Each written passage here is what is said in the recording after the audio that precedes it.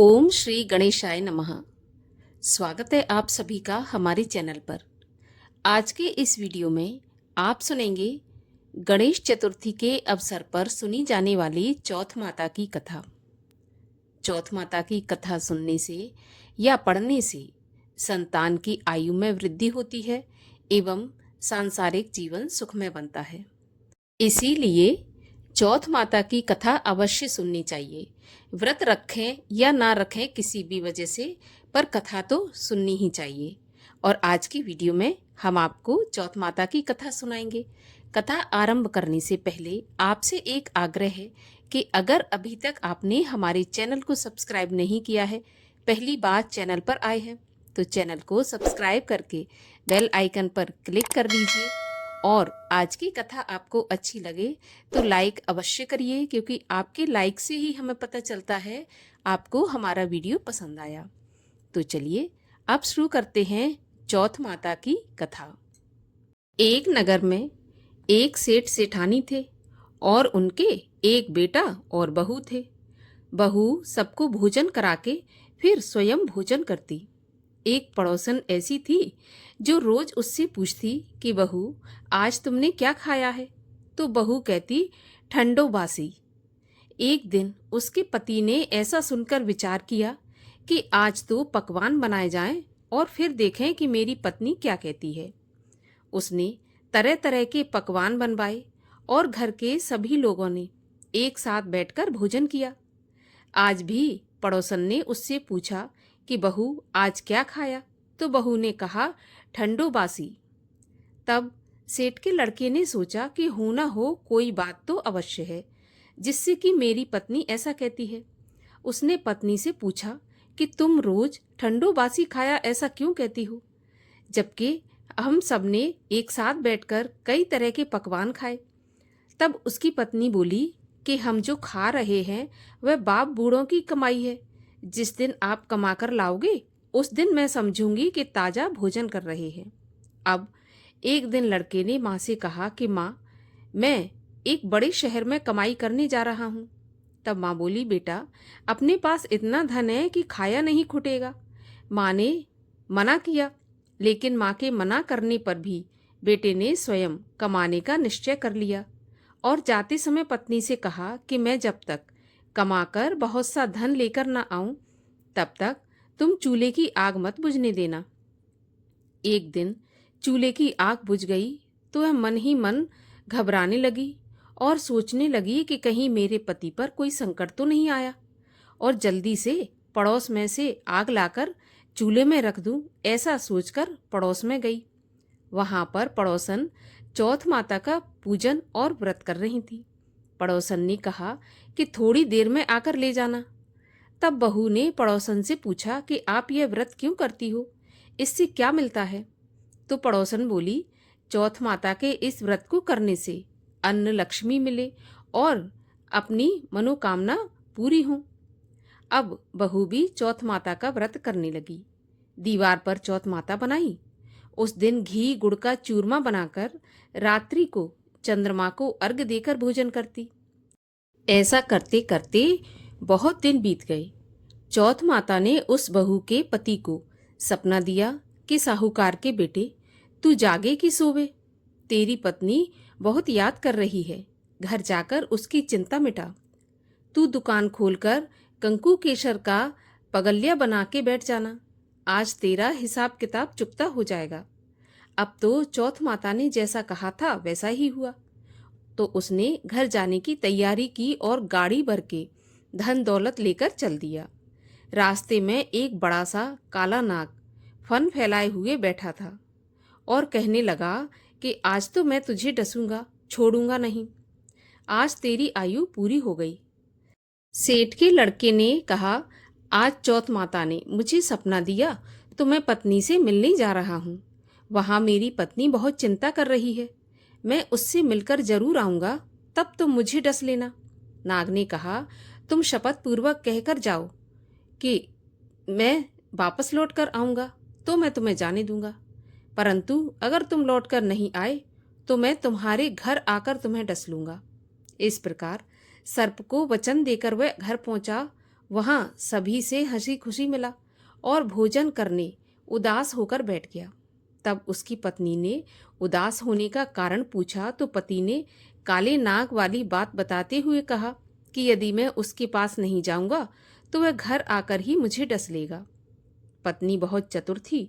उसने कहा कि आप घबराओ नहीं, लेट जाओ, मैं एक उपाय बताती हूँ। पत्नी ने कमरे की 7 पेड़ी धोई। पहली पेड़ी पर रेत, दूसरी पर इत्र, तीसरी पर गुलाल फूल, चौथी पर कंकु केसर, 5वीं पर लड्डू पेड़ा, 6ठी पर गादी गलीचा और 7वीं पेड़ी पर दूध का कटोरा भरकर रख दिया। इस प्रकार वह 7 ही पेड़ी सजाकर बैठ गई। आधी रात होते ही नाग आकर पेड़ी चढ़ने लगा। पहली पेड़ी पर रेत में लौट गया और कहने लगा कि सेठ की बहू ने आराम तो बहुत दिया, पर मैं वचनों से बंधकर आया हूं तो डसूंगा तो अवश्य ही। इसी प्रकार 7 पेड़ियों पर नाग आराम करता हुआ और कहता हुआ कि डसूंगा जरूर कमरे में जाने ही वाला था कि चौथ माता ने विचार किया कि मैं इसे नहीं बचाऊंगी तो संसार में धर्म कर्म और व्रत पूजन कौन करेगा। अब तो गणेश जी, चंद्रमा जी और चौथ माता ने उसे बचाने का विचार किया।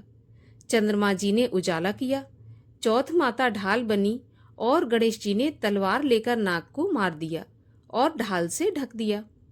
अब बहू भी थकी हारी सो गई। दिन उगा तो लोग बेटे से मिलने आए, परंतु बेटा बहू तो उठे ही नहीं थे। बहुत देर हो गई तो माँ ने उन्हें उठाया। माँ ने 7 पीढ़ियों पर जो कुछ देखा तो वह बहुत घबराई और बेटा बहू को आवाज लगाई। बेटा बहू उठे तो देखा कि एक ढाल तलवार वहां पड़ी है। अब ढाल उठाई तो वही काला नाग मरा हुआ पड़ा है। बेटा बहू ने सोचा कि आज तो धर्म कर्म ही आड़े आए, जो भगवान गणेश जी और चौथ माता ने अपनी रक्षा की है। हे चौथ माता, आपने जैसे सेठ के बेटे और बहू की रक्षा की, वैसे सबकी रक्षा कीजिए। बोलिए चौथ माता की जय, गणेश जी महाराज की जय। और आज विघ्नराज गणेश चतुर्थी है, तो आइए विघ्नराज की कथा सुनते हैं। एक बार शिव और शिवा के विवाह के पश्चात एक दिन पार्वती अपनी सखियों के साथ बैठी वार्तालाप कर रही थी। बात करते करते वह हंस पड़ी और उनके उस परिहास से एक मनोरम विशाल महान पुरुष उत्पन्न हो गया। उसे देखकर पार्वती जी चकित हो गईं और पूछा कि हे पुरुषोत्तम, तुम कौन हो, कहाँ से आए हो और कहाँ जाओगे। तब उस पर्वताकार पुरुष ने माता पार्वती से कहा कि हे माता, मैं आपके हास्य से अभी अभी उत्पन्न हुआ हूँ। इस प्रकार मैं आपका पुत्र हुआ। अब आप मुझे आज्ञा दें कि मैं आपकी क्या सेवा करूं।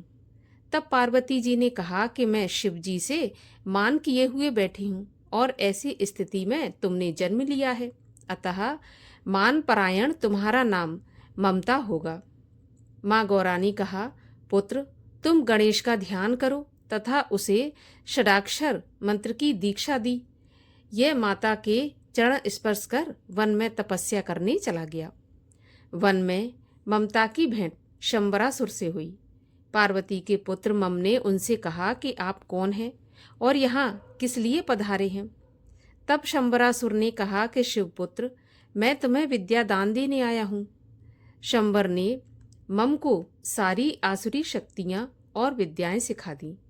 उन शक्तियों और विद्या को सीखकर मम बहुत प्रसन्न हुआ। ममता ने शंबरासुर से कहा कि हे गुरुवर, आप मुझे आज्ञा दें, मैं आपके लिए क्या करूं। तब शंबरासुर ने कहा कि मम, अब तुम भगवान विघ्नराज गणेश की उपासना करो। उनसे अपूर्व शक्तिशाली बनने, समस्त ब्रह्मांड का राज्य और अमरता का वरदान मांगो। तत्पश्चात मेरी शरण में आओ। मम को समझाकर शंबरासुर प्रसन्नता पूर्वक अपने घर चला गया। मम उसी समय उसी स्थान पर रहकर गजानन की स्तुति और तपस्या करने लगा। मम को तप करते करते हजारों वर्ष बीत गए। प्रसन्न होकर भगवान गणनाथ प्रकट हुए। उन्होंने आशीर्वाद देते हुए कहा, भक्त, मैं तुम्हारे तप से प्रसन्न हूँ, तुम इच्छा अनुसार वरदान मांगो। मम ने गजानन की वाणी सुनकर अपने नेत्र खोले और गणपति के दर्शन करके आनंद से विभोर हो गया। फिर उनके चरण स्पर्श कर उनकी पूजा अर्चना की। भगवान विघ्नराज ने कहा, मम, मैं तुझ पर अत्यधिक प्रसन्न हूँ। तब ममता ने कहा, हे वरदाता प्रभु, यदि आप मुझ पर प्रसन्न हैं तो मुझे ब्रह्मांड का राज्य, रण के विघ्न बाधाओं से मुक्ति, अमरण रूप, शिव आदि देवताओं के लिए भी अजय रहूं ऐसा वरदान दो। आप मुझे अमोघ शस्त्र प्रदान करो। भगवान विघ्नराज बोले, हे दैत्येंद्र नायक, तुमने दुसाध्य वर की याचना की है, पर मैं अब इन्हें देने पर विवश हूँ, इसलिए तुम्हारी इच्छा पूर्ति का वरदान देता हूँ। ऐसा कहकर भगवान विघ्नराज अंतर ध्यान हो गए। फिर मम प्रसन्न मुद्रा में शंबरासुर के घर पहुंचा और चरणों में वंदना की। शंबरासुर अति प्रसन्न हुआ। ममता ने गजानन से प्राप्त वरों की सूचना उसे दी। शंबरासुर ने अपनी पुत्री मोहिनी का विवाह ममतासुर के साथ कर दिया। एक दिन शंबरासुर गुरु शुक्राचार्य के पास पहुंचा और मम को प्राप्त वरदानों की कथा सुनाई। असुरों के गुरु शुक्राचार्य अति प्रसन्न हुए और शंबरासुर के साथ समस्त असुर समुदाय को मम के यश की गाथा कहते हुए ममतासुर के भवन में पहुंचे। ममता ने गुरुजनों के चरणों में प्रणाम करके भक्तिपूर्वक पूजा की। गुरु शुक्राचार्य ने उसे दैत्याधीश घोषित कर दिया। मम ने अपने यहाँ पधारे सारे दानव और दैत्यों को भली भांति संतुष्ट किया। शुक्राचार्य ने महाबलवान प्रेतकाल, कलाप, कालजित और धर्मा नाम के 5 प्रधान भी मयासुर के नियुक्त कर दिए गए। मयासुर की सेवा से समस्त असुर खुश हो अपनी अपनी नगरी को चले गए। ममता भी अपनी निर्ममपुरी में सुखपूर्वक निवास करने लगा। कुछ समय के बाद उसकी पत्नी ने 2 पुत्रों को जन्म दिया, जिनका नाम धर्म और अधर्म था। सुखपूर्वक जीवन व्यतीत करते हुए ममतासुर को बहुत समय बीत गया तो एक दिन ममासुर गुरु शुक्राचार्य के पास गया और ब्रह्मांड विजय करने की इच्छा प्रकट की। दैत्य गुरु ने कहा, अपनी इच्छा पूर्ण करो, पर विघ्नराज का विरोध मत करना। इस बात को सदैव याद रखना कि विघ्नराज की कृपा से ही तुम्हें वरदान प्राप्त हुए हैं।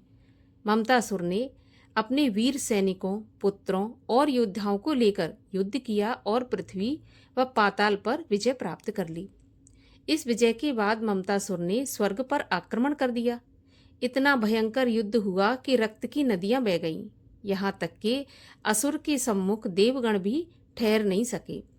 स्वर्ग ममतासुर के अधीन हो गया। शिव और विष्णु और समस्त देवताओं को बंदी बना लिया गया। स्वर्ग में भी ममतासुर का अनैतिक और अनाचार का निरंकुश शासन स्थापित हो गया। कारागार में बंद देवता ममतासुर के अत्याचार से बचने के उपाय सोचने लगे। देवताओं ने निर्णय लिया कि भगवान विघ्नराज अर्थात गणेश के एकाक्षरी मंत्र के जाप से ही हमारी सुरक्षा हो सकती है।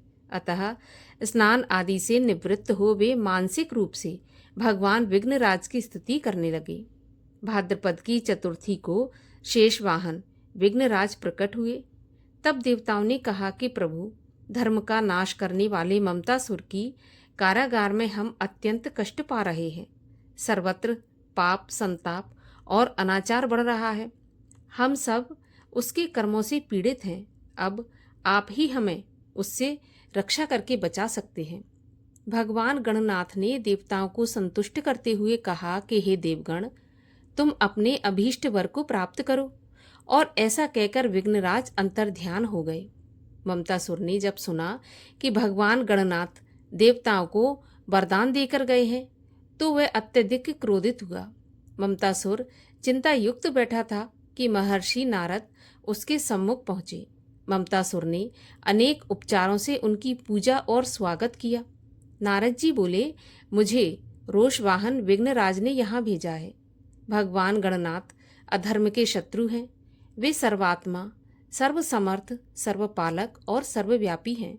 उन्हीं के कारण तुम सर्वशक्तिमान बने हो और सब तुम्हारे पाप कर्मों से सारे देवता कारागार में यातना भोग रहे हैं।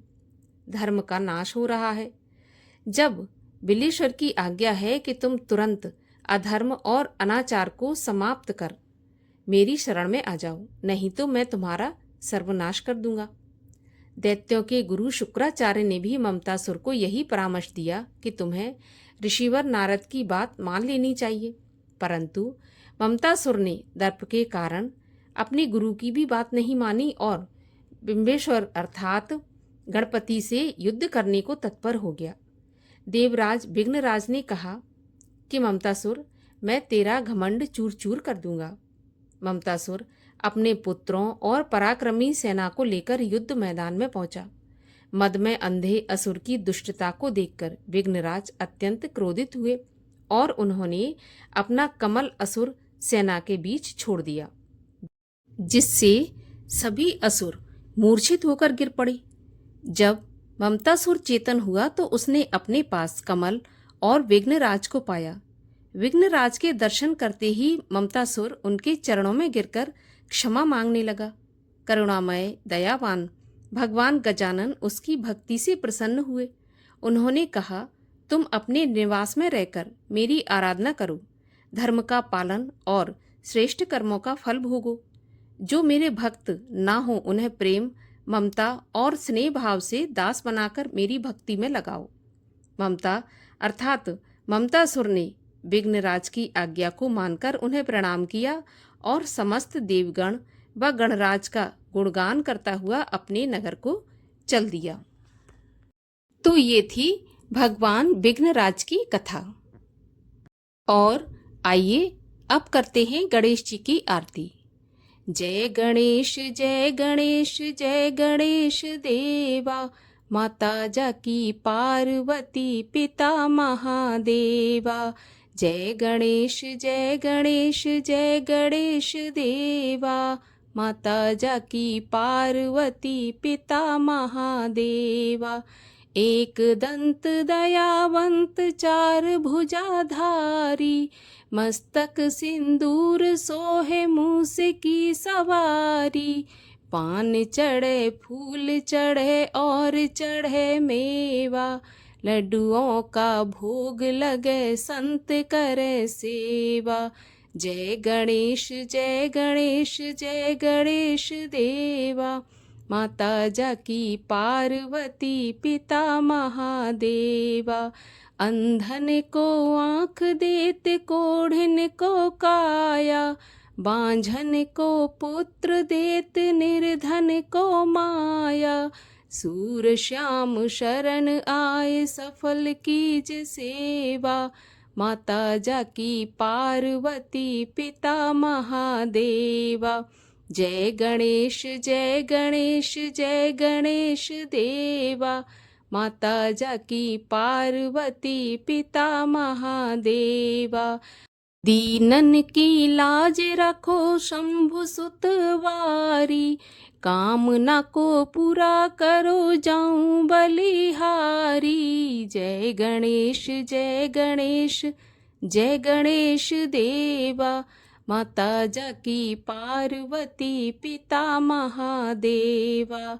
माता जाकी पार्वती पिता महादेवा, माता जाकी पार्वती पिता महादेवा। बोलिए गणेश जी महाराज की जय। चौथ माता की जय।